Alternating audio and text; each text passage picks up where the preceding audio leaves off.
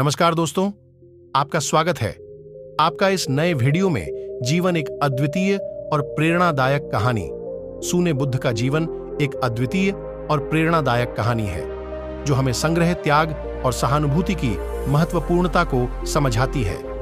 उनका जीवन उनके ध्यान, सत्य के माध्यम से अनंत शांति और संग्रह की प्राप्ति की कहानी है। गौतम बुद्ध का जन्म कपिलवस्तु, अब लुम्बिनी, नेपाल में हुआ था।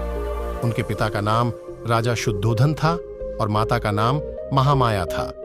बुद्ध का असली नाम सिद्धार्थ था।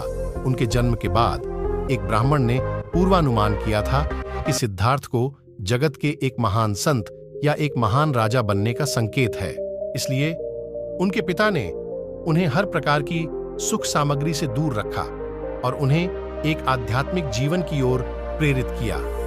सिद्धार्थ का जीवन एक दिन बड़े परिवर्तन का सामना करता है जब उन्हें जीवन के दुखों और उनके समाधान के बारे में जानकारी होती है।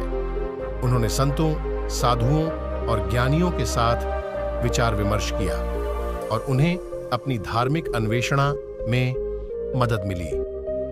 एक रात उन्होंने अपने पालने को छोड़ दिया और एक आध्यात्मिक खोज में निकल गए। वे संतों के साथ चले गए और अन्य तपस्या के अनुभवों में शामिल हो गए। सिद्धार्थ ने बहुत सारे तपस्या के अनुभव किए और अंततः एक दिन महान ज्ञान का अनुभव किया।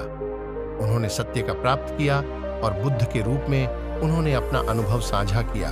बुद्ध के बोध के बाद उन्होंने अपने शिष्यों को उपदेश दिया और उन्हें धर्म का मार्ग दिखाया।